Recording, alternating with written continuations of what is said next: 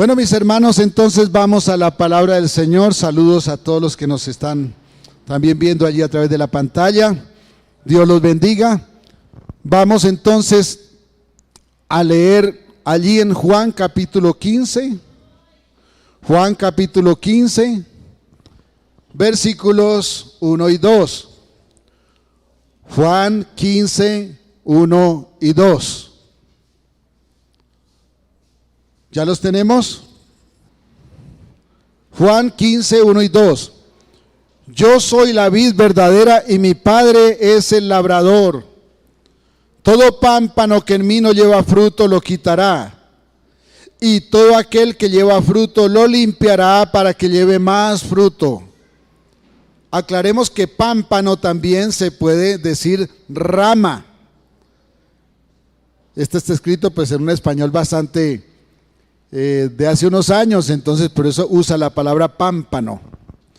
Estamos llevando una serie acerca del tema perfeccionados en la crisis.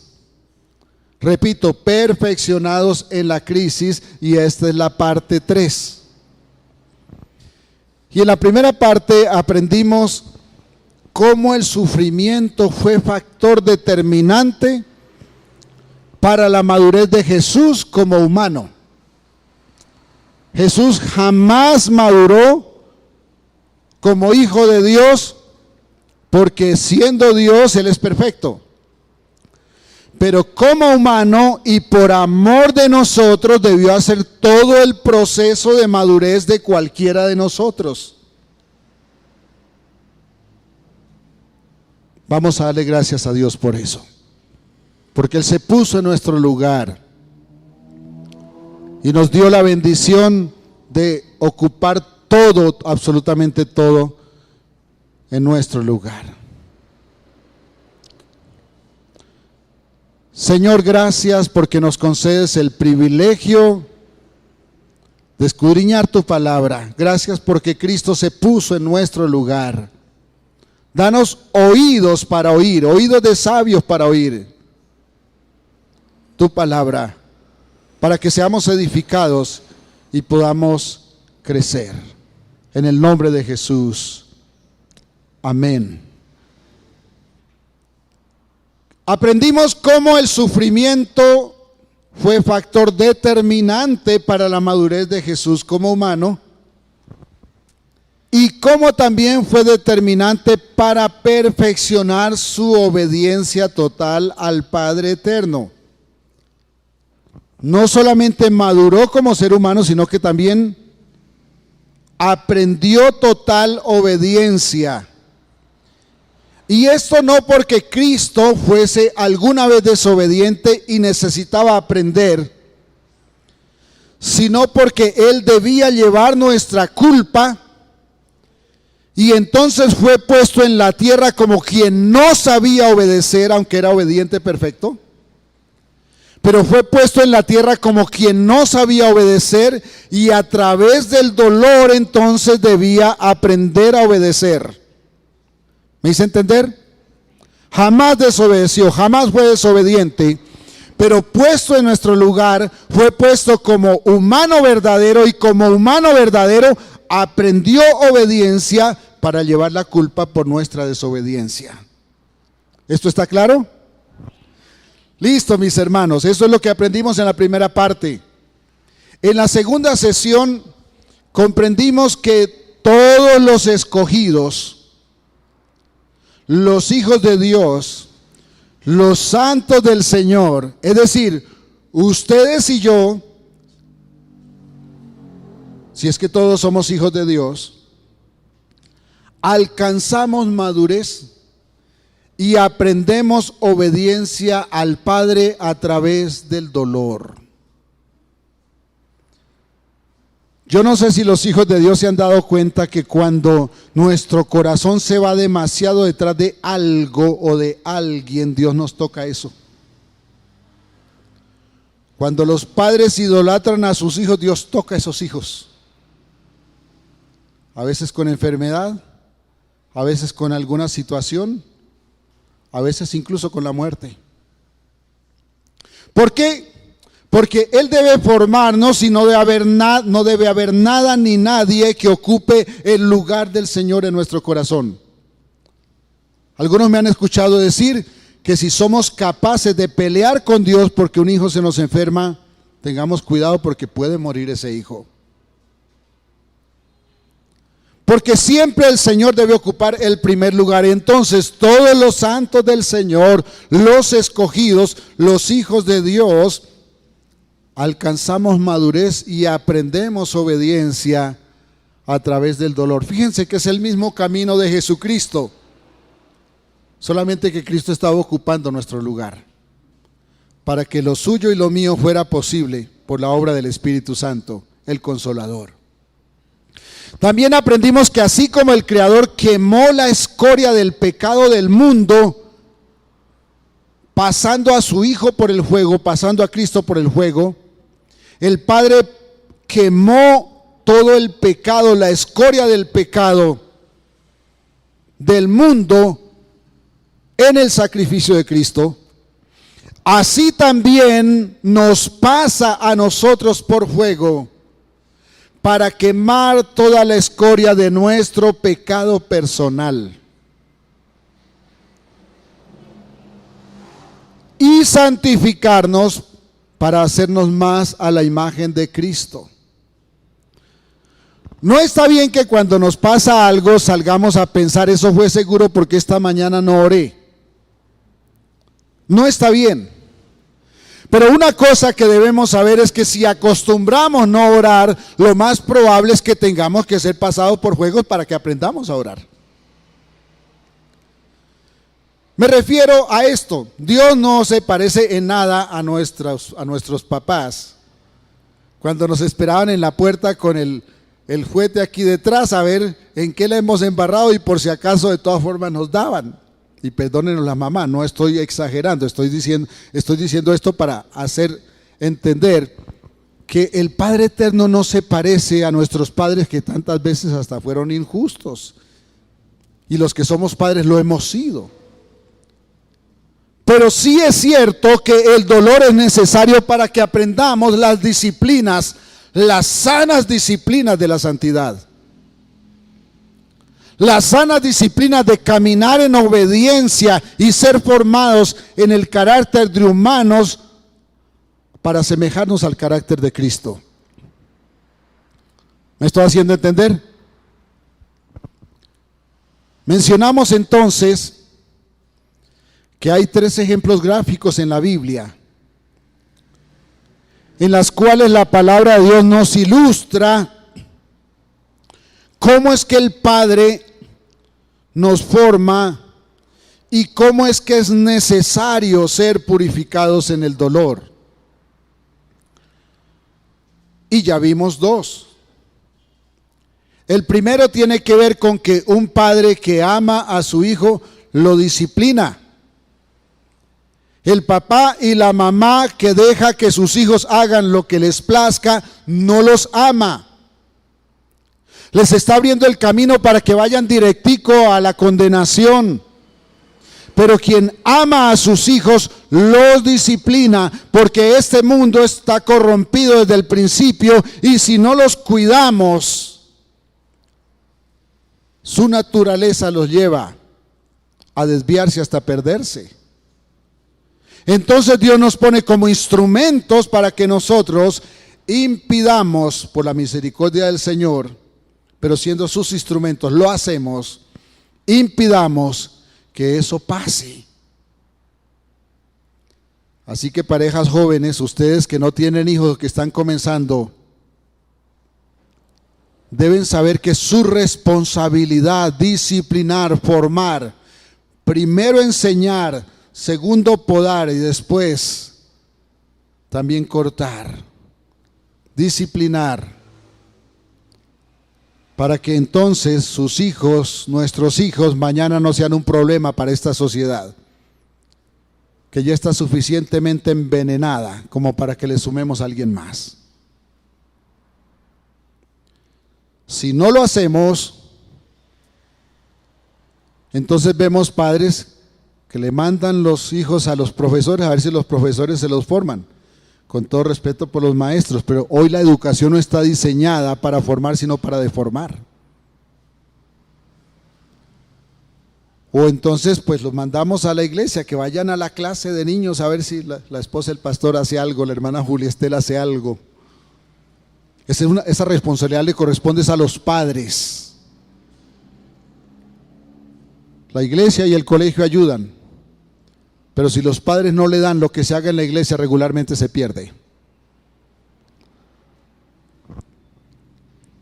El padre que ama a su hijo lo disciplina, y el Señor, como nos ama, por eso nos disciplina. El segundo aspecto en que la Biblia hace gráfico a la enseñanza y la necesidad de ser formados, también lo vimos ya, tiene que ver con aquella historia en que un orfebre purifica el oro, y leemos un texto donde la Biblia dice que Dios nos purificó no como a plata. Desde la antigüedad la plata se ha purificado usando el mercurio, pero desde la antigüedad el oro solamente se venía purificando a través del fuego, 600 a 800 grados centígrados, para que ese metal opaco luego finalmente brillara. Y solo es el fuego. Así que el texto que leímos decía, no los purifiqué como a plata, queriendo decir que nos purifica como a oro, es decir, a través del fuego. Ahora vamos a centrarnos entonces en la tercera forma en que la Biblia compara el proceso de purificación de los escogidos. Y entonces vamos a hablar de el labrador que poda la vid. Yo soy la vid y mi Padre es el labrador. Yo soy la vid verdadera y mi Padre es el labrador. Toda rama que en mí no lleva fruto la quitará, y toda rama que lleva fruto la limpiará mi Padre, el labrador, para que lleve más fruto. Ahora sí comprendemos por qué el título: perfeccionados en la crisis. Los que nacimos en el campo sabemos que en todo árbol o planta frutal hay ramas que se alimentan y que sin embargo no dan fruto. Y esas ramas toman savia que no dan fruto, pero sí toman savia. Entonces, esa savia que esas ramas toman les serviría a aquellas que sí dan fruto. Y por eso es necesario cortarlas. Si no dan fruto, ¿para qué están allí? Se cortan para que el alimento que sube a través del tronco del árbol no se pierda en ramas estériles y se vaya a ramas que dan fruto. Nosotros tenemos áreas en nuestra vida que no dan fruto. Y si tenemos algo en nuestra vida que no da fruto, al contrario, tantas veces contamina, amados hermanos, esas ramas deben ser cortadas. A nosotros nos corresponde cultivar la santidad, pero si no lo hacemos, el podador viene y lo hace con dolor. Por eso les he dicho que cuando alguien le dice al Señor, Señor, dame paciencia, he escuchado consiervos, pastores que dicen, no le diga eso al Señor porque entonces se le va a mandar prueba. No, eso no es verdad. Lo que pasa es que cuando uno le dice al Señor, Señor, dame paciencia, realmente está desesperado. Entonces Dios manda prueba, no porque uno le diga dame paciencia, sino porque Él sabe que necesito aprender paciencia.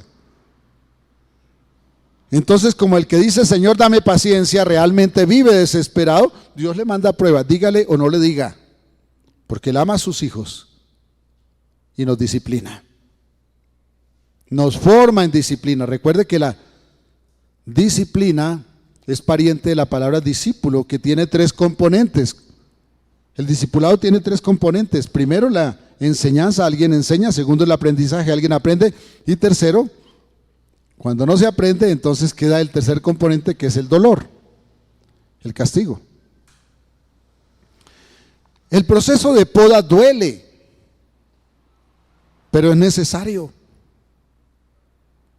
Cuando el árbol frutal es podado y abonado, da mejores frutos y en abundancia. No se me olvida cuando fui por primera vez a Bucaramanga. Mi hermano Jorge, que algunos de ustedes conocen, estaba pastoreando allá en Bucaramanga.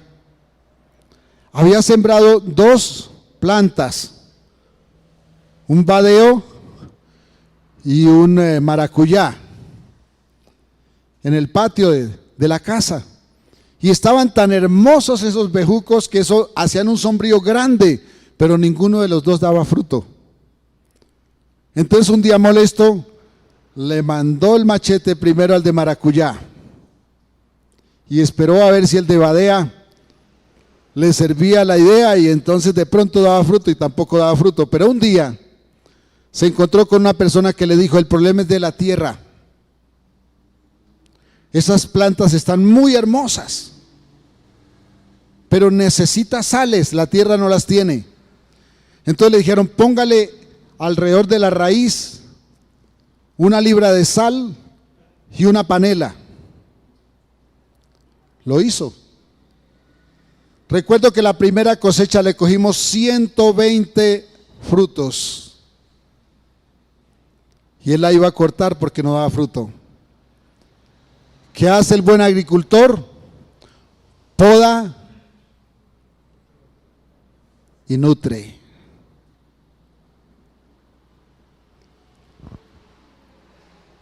El padre poda la vid, quita lo que no da fruto, y las ramas que dan fruto dan más fruto. Y nos dejó su palabra para que nos alimentemos y no seamos estériles. Porque hay momentos en que no es una rama lo que es estéril, sino la planta completa. Y se necesita alimento para que demos fruto.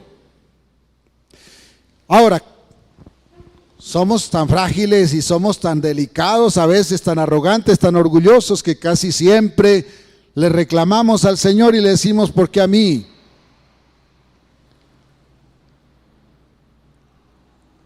Yo le sirvo al Señor, ¿por qué a mí? Él quiere que llevemos más fruto. Esto de la pandemia nos llevó a muchos que no hemos salido en la televisión para predicar o en la radio a usar estos medios y llegar mucho más allá. Estoy señalando aquí la pantalla. Y hay un pastor en este momento que pastorea en una isla pequeña por allá en Europa. Y ya tenían sus canales para la época, pero con esto de la pandemia es un hombre muy estudioso, muy acucioso en el estudio de la cultura y de las costumbres hebreas. Entonces eso llama la atención porque se le aprende. Y su popularidad se disparó. Y estaba en el furor del crecimiento de su audiencia, que pasó de apenas unas pocas personas en el templo y unos cuantos miles en las redes a cientos de miles. Pero en pleno furor, la menor de sus hijas se enfermó y hoy están luchando en ese proceso. Yo le escribí para decirle que conocíamos ese proceso por nuestra hija.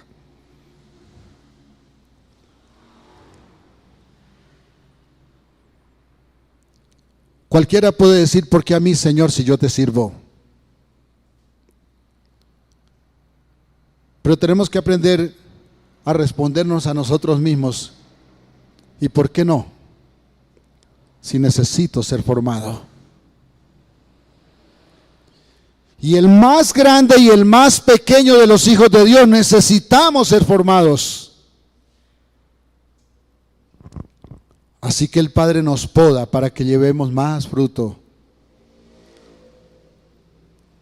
Las aflicciones, hermanos, las aflicciones no impiden que sirvamos mejor al Señor. ¿Usted cree que eso es cierto?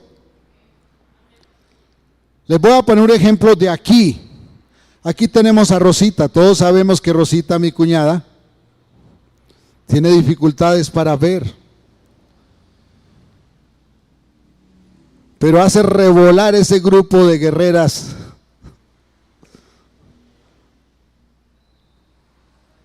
Porque a falta de ojos Dios le dio diligencia.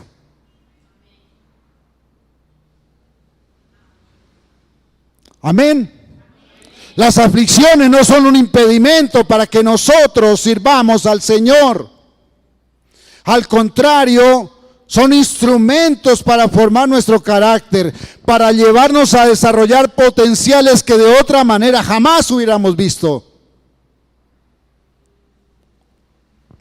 Él debe podarnos para enseñarnos a servirle mejor.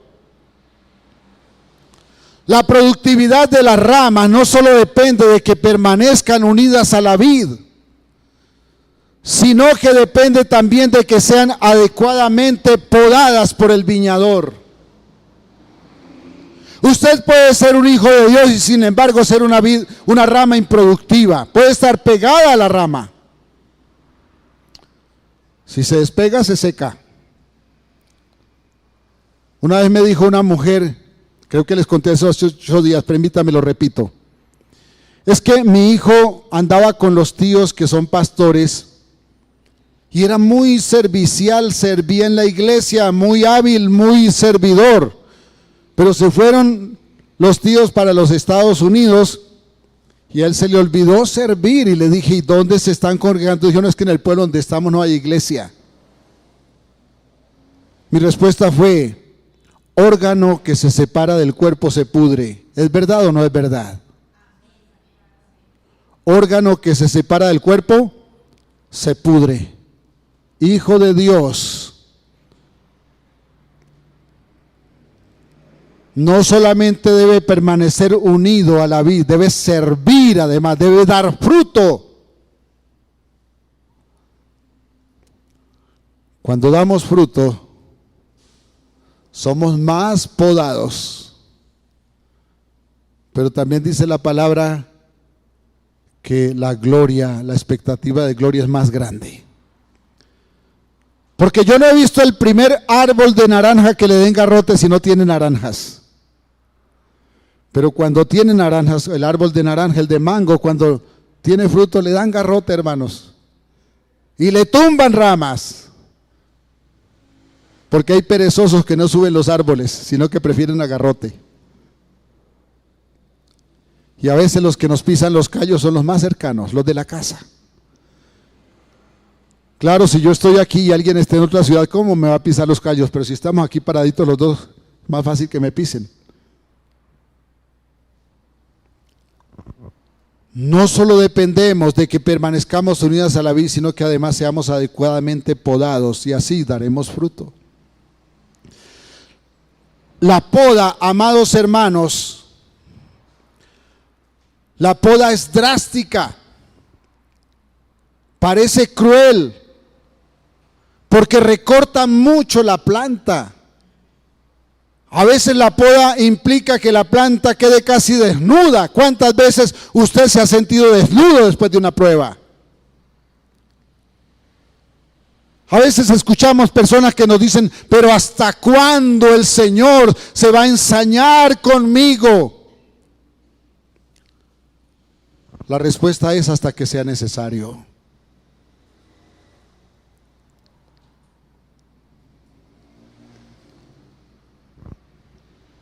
Esa planta que de pronto la vemos que se queda casi desnuda.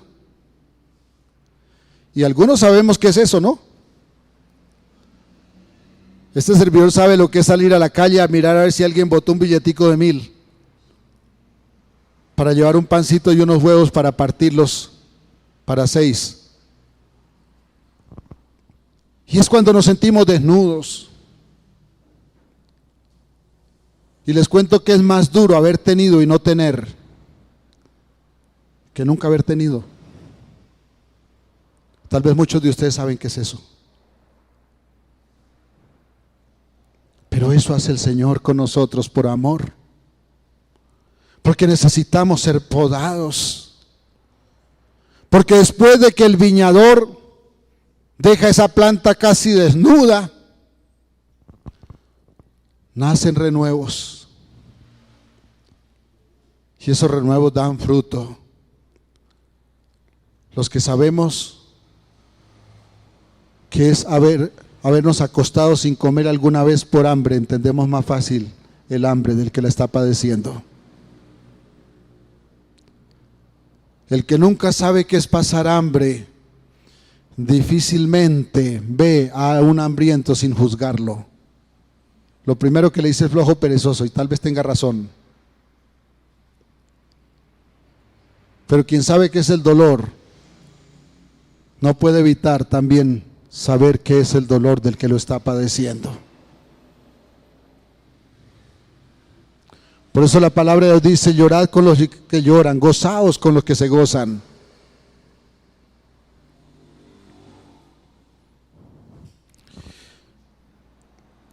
Es el efecto de la poda a tiempo, mucho fruto. Duele en su momento, pero hace mucho bien, porque produce fruto. Y no es que el dolor en sí mismo produzca crecimiento, no nos equivoquemos. El dolor no produce crecimiento. Entenderlo de esta forma, pensar que el dolor nos produce crecimiento, nos hace resignados en el dolor, y eso destruye el alma. Si hay algo que daña a una persona es la resignación. No se trata de vivir resignados, no es la aflicción lo que produce crecimiento. Es la manera como reaccionamos al dolor lo que nos hace madurar o nos hace hundir en el dolor. Es cómo reaccionamos, es decir, es la formación de la fe en medio del dolor lo que hace diferente el futuro. O nos hundimos o nos levantamos. El dolor es solamente un instrumento. El dolor es un instrumento para que aprendamos a formar nuestra fe.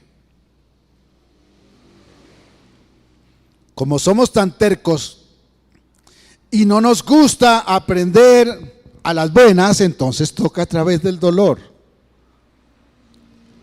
Quien no obedece al timón que le guía, debe obedecer a la pared con que se estrella.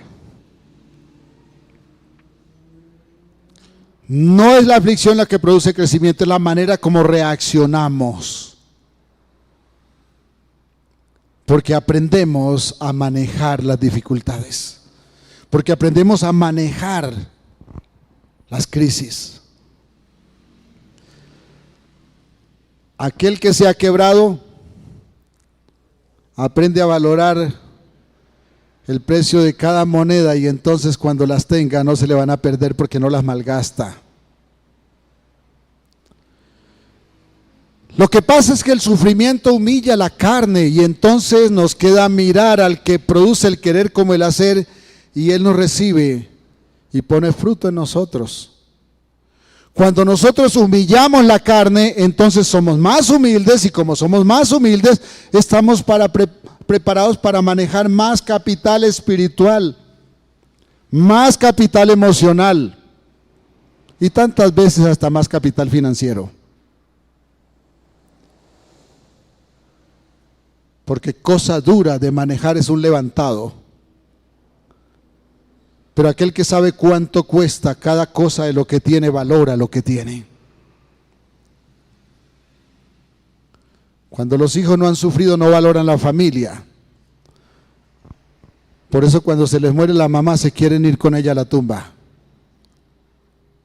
Pero si aprende a valorarla en vida, créame que el día de su muerte no se va a desmayar. ¿Por qué? Porque su carácter ha madurado.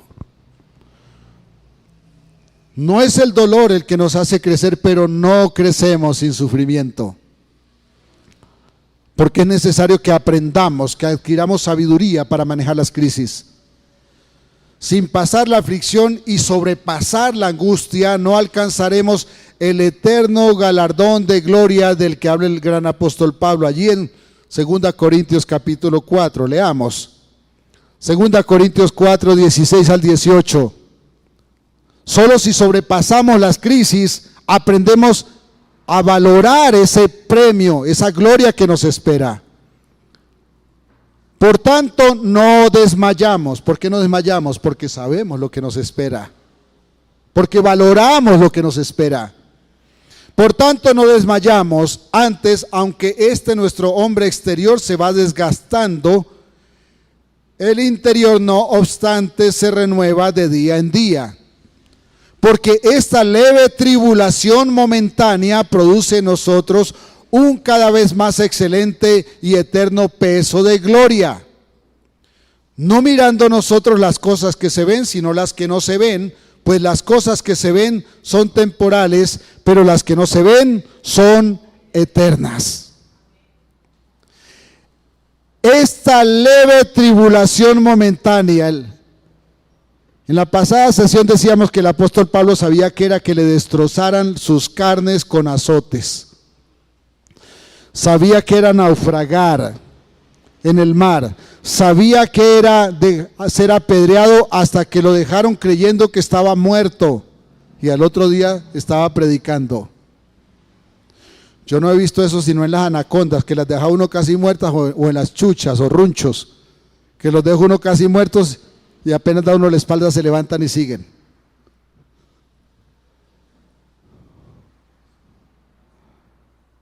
Pero los hijos de Dios somos así. Tienen que matarnos para que nos dejen, para que nos callen.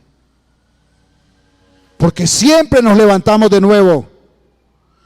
Porque siempre tenemos una razón para levantarnos y seguir. Por eso el apóstol Pablo dice, esta leve tribulación momentánea. La última prueba que tuvo que pasar el apóstol Pablo fue ser decapitado. Y a todo eso lo llama una leve tribulación momentánea. Hay una mujer que escribió unos cuantos himnos cristianos, una canadiense, Margaret Clarkson. Esta mujer desde su primera juventud sufrió artritis. Y algunos saben que esa es una enfermedad muy dolorosa. Pero tenía más complicaciones en su salud, además de situaciones de familia.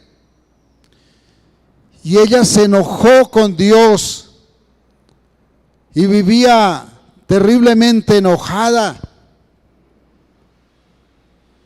porque le tocaba pasar por esto, pero un día comprendió que Dios actuaba en su dolor. Por cierto, escribió un libro llamado Destinados para la Gloria. Y allí habla del proceso para que aquello que tantas veces sentimos que nos amenaza se convierta en lo que nos fortalece. Me gusta decirle a las personas a quienes se les van sus familiares porque mueren, les digo, hagan que el dolor de hoy sea la fortaleza de mañana. Porque el que no se muere en un proceso ya no se muere de cualquier forma. Les recuerdo que alguna vez cuando era secretario de salud, visité a un jovencito que llegó al hospital de urgencias porque lo habían picado no sé cuántas abejas. La mamá le sacó del cuello y la cabeza, que no tenía ropa, le sacó 172 ponzoñas. No se supo cuántas quedaron pegadas a su ropa. Yo fui a visitarlo y creí que estaba totalmente inflamado, y cuando lo vi flaquito, como de color verde nada más.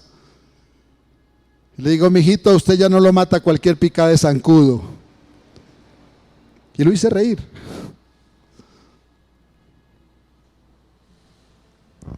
Margaret Clarkson sintió ira contra Dios por el azote que vivía hasta que comprendió, hasta ahí llegó su dolor, hasta que comprendió cómo el Señor se glorificaba en su proceso, en su dolor, y cómo cada vez su corona crecía en la gloria. Porque cuando aprendemos a esperar en medio del dolor, nuestra corona crece. Entendió cómo el Todopoderoso muestra soberanía sobre el mal, son expresiones de ella. Ella aprendió cómo el Señor muestra soberanía sobre el mal, usándolo para cumplir propósitos de amor en los suyos. ¿No les parece hermoso eso? Que aún el dolor que tanto nos duele, Dios que lo gobierna todo lo use para nuestro bien. Que no permita que el dolor nos destruya, porque no nos vamos a librar del dolor aquí. Pero Él no permite que nos destruya, sino que hace que ese dolor que pasamos se convierta en un peso de gloria para nosotros. Dios usa el sufrimiento que es inherente al mal para realizar propósitos de amor y de bien para sus hijos. Entonces, esta mujer decía que el único alquimista verdadero es el Señor. ¿Qué es un alquimista? Aquel que puede convertir cualquier cosa en oro. Entonces ella decía, el único alquimista verdadero es Dios. Porque lo que toca lo vuelve oro. Deje que Dios saque oro de usted. Pero déjeme decirle, eso no va a pasar si usted no acepta el dolor como un proceso para su bien. El problema es que quisiéramos que el Señor no trabajara en nuestras flaquezas. Y no se nos olvide que las flaquezas nos inducen a la rebelión. Las flaquezas nos hacen rebeldes, pero no queremos que Él trabaje en esto. Queremos seguir rebeldes y que Él de todas formas nos meta al cielo, hermanos. ¿Ustedes se imaginan el cielo lleno de tumores? Porque eso seríamos si no somos santificados. Dios no mete cosas sucias a su presencia. Por esto es imposible, porque Él tiene propósitos de gloria para los suyos. Es imposible que no conozcamos el dolor. Y si no nos forma, no podríamos recibir lo que Él quiere darnos, la herencia incorruptible en su mansión de gloria. A mi hermano le hemos escuchado mencionar a Carl Lewis. Este escritor dice que cuando el pintor pinta su obra maestra, muchas veces raspa el lienzo una y otra vez para perfeccionar su cuadro. Pero tenemos una realidad triste, hermanos. Casi todos escogemos ser un simple garabato en un lienzo fino, con tal de no sufrir en las manos del Creador. Escogemos ser un simple garabato, hacer una obra maestra con tal de no sufrir. Pero el Señor quiere hacer una obra maestra en cada uno de nosotros. Y no va a desistir porque nos ama con amor eterno y no dejará su obra inconclusa. Filipenses 1:6, yo sé que se lo saben de memoria. Estando persuadido de esto, que el que comenzó en vosotros la buena obra, la perfeccionará hasta el día de Jesucristo. Este verso nos ilustra cómo el Señor no nos abandona a nuestra voluntad caprichosa, porque tiene una buena obra que concluir en cada uno de sus hijos. Por eso nos debe formar, nos debe podar, nos corrige, nos pasa por el fuego para purificarnos. Lewis decía que nos gusta que el Señor nos deje a la deriva, siguiendo nuestros impulsos naturales, dejando de hacer todo lo que quiere para cambiar nuestra naturaleza pervertida. Dice Lewis, pero estaríamos pidiendo menos amor en vez de más. Cuando le decimos, Señor, quítame el dolor de muela, Señor, quítame tal cosa, le estamos diciendo, no me ames tanto porque me molesta que me ames tanto. No me formes porque me gusta ser deforme. Déjame como un garabato porque no quiero ser una obra maestra. No raspe su lienzo, Señor. No raspes ese lienzo porque me duele. Triste, ¿cierto? Cuando un cristiano ruega a Dios que pare su dolor, no le está pidiendo que le ame más, y que le haga misericordia. Realmente le está pidiendo que le ame menos y le deje mal formado y falto de santidad. Es una petición totalmente falta de sabiduría e imposible de ser oída por quien nos ama con amor eterno. Así que no gastes saliva diciéndole: Señor, quítame este raspón, porque Él no le va a oír. No dejará su obra inconclusa. Debe terminarla. ¿Cuántos de ustedes, cuántos de nosotros sabemos lo que es el dolor? ¿Cuántas veces nos hemos visto abocados como que en esta sí nos hundimos? Como que de esta no salimos y de un momento a otro Dios hace un milagro, ¿cierto? Y nos saca. ¿Y cómo se disfruta cuando salimos? Lo mejor de haber conocido el hueco es haber salido de ellos, hermanos. Lo mejor de estar en el hueco es cuando se sale de él, porque somos más fuertes, menos frágiles. Quiero confrontarle con todo respeto. ¿Va a rechazar el regalo inmenso del Señor para no sufrir, o recibe la cuota de dolor con tal de recibir su galardón de gloria en el cielo? Pedir al Creador que nos deje tal y cual somos es pedirle que deje de ser Dios. Cuando usted le pide a Dios que no le forme, que le deje tal y cual, le está diciendo: ¿sabes qué, Señor? Yo no quiero que tú seas Dios. Todos debemos pasar por el dolor para ser formados a la imagen del Salvador.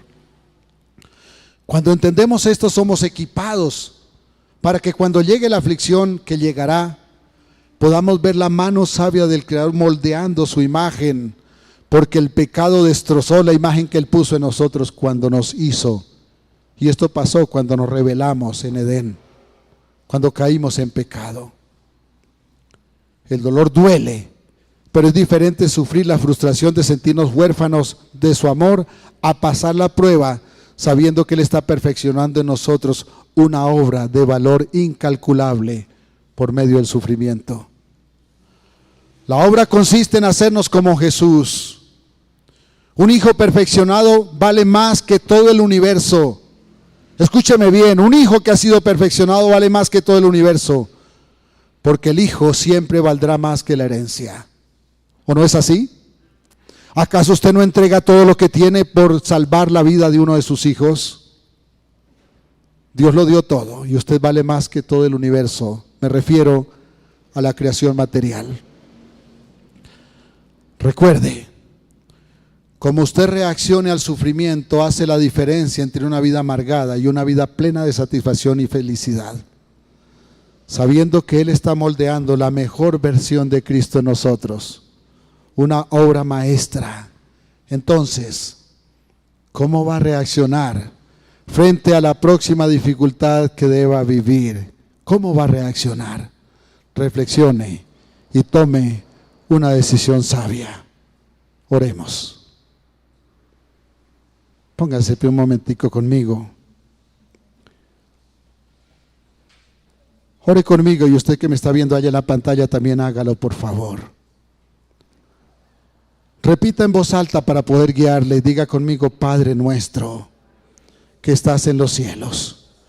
Si una petición tuviera para hacerte, te diría que sea tu nombre santificado y que se haga tu voluntad en mi vida como se hace en el cielo. Perdóname cuando no comprendo tu voluntad y me resisto a ser moldeado. Perdóname, Señor. En el nombre de Jesús. Amén. Amén. Amén. Dios les bendiga. Un abrazo. 1000 bendiciones.